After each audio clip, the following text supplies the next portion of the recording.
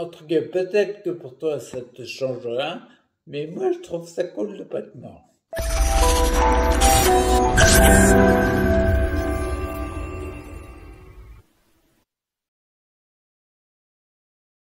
Salut, c'est Chris, je fais une vidéo.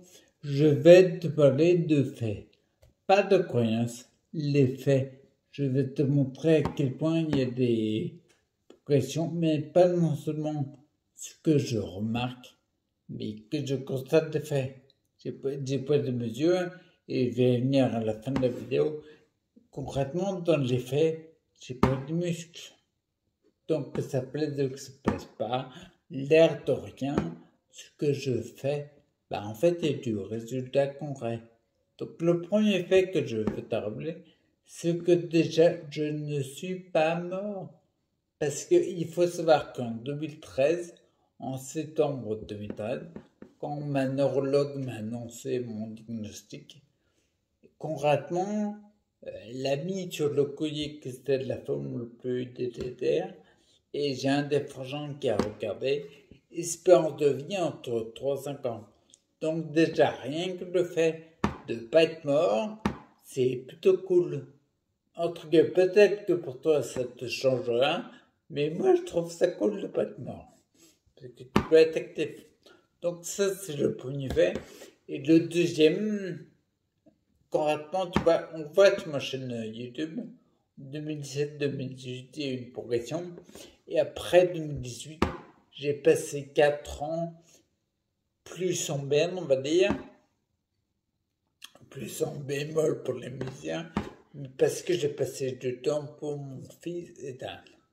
J'ai passé du temps, je ne regrette rien ce que j'ai fait, parce que quand je vois comment il est, je suis fier d'avoir pris du temps pour lui.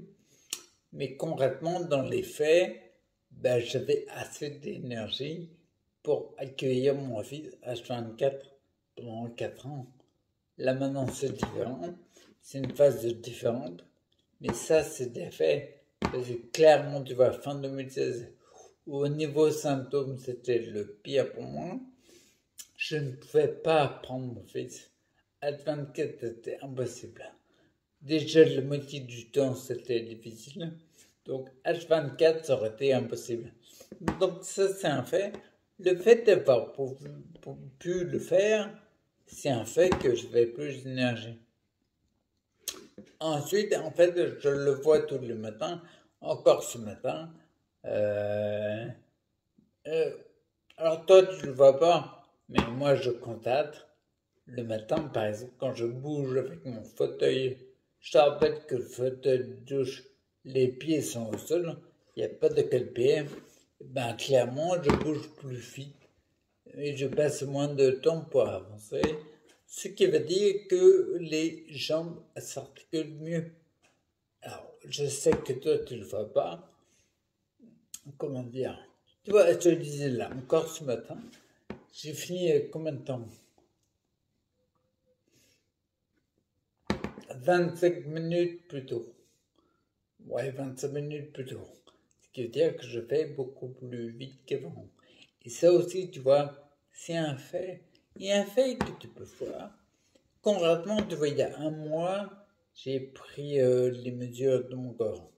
J'avais pris il y a en début d'année, il y a plus d'un mois. On avait fait de la différence. C'était globalement, c'était une stagnation. Là, je les ai repris un mois 15 jours pareil. Et en gros, j'ai fait des exercices. J'ai repris les fameuses barres d'un mois, les exos que je fais à mes bras. Et puis j'ai repris aussi mes élastiques dans mon lit, ce qui m'aide beaucoup pour les biceps. Je commence gentiment, on va aller de plus en plus fort. Et clairement, quand j'ai repris les mesures, dans les faits, encore une fois, il y a une augmentation globalement sur tout le corps. Les parties que j'ai mesurées, j'ai à peu près plus de 2 cm partout. Donc ça corrobore vachement le côté je bouge mieux. Et que les gens bougent plus, je comprends, parce que sur les cuisses, c'est le max. J'ai plus de 5 cm de tour de cuisse. Et ça, c'est concret, c'est factuel. c'est hyper important d'avoir du factuel pour voir dans quelle direction on va. Et clairement, là, ça m'a surpris, hein. 5 cm, je trouve ça énorme. Je pense pas que j'arriverai à faire un autre score comme ça. On verra bien, je sais pas. Parce que je trouve que les exos que j'ai fait, c'est pas ouf non plus. Je mets aussi bien le physique que le psychique à contribution. Alors peut-être que ça joue. Puis il y avait une étude qui montrait que le psychique jouait vachement sur le physique. Il y avait une augmentation peut-être un peu moins grande que quand le physique, mais bel et bien présent, en double aveugle et tout.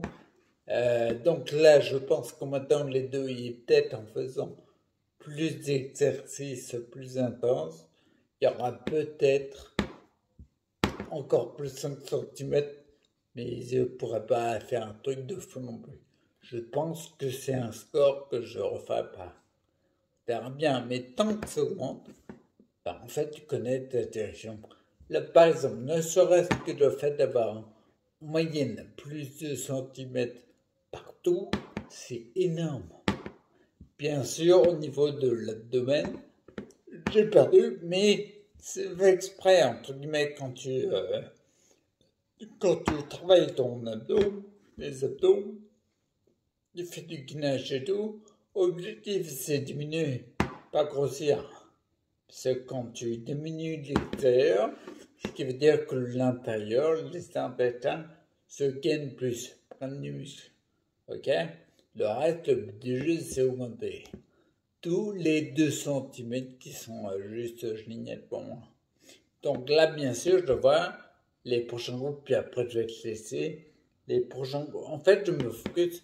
Je me suis rendu compte en étudiant que, en fait, au niveau des muscles, pour lever les jambes, c'est le plus faible chez moi.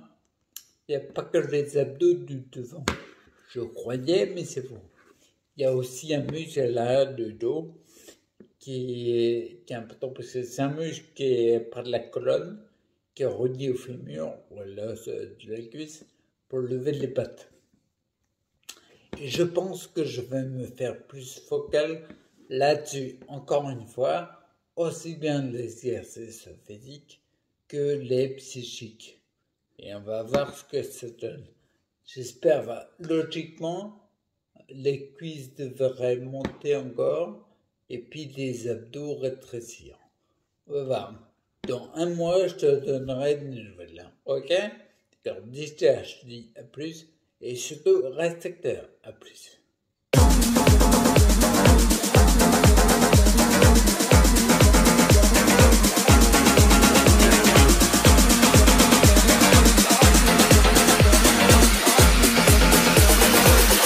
Baby, it's good.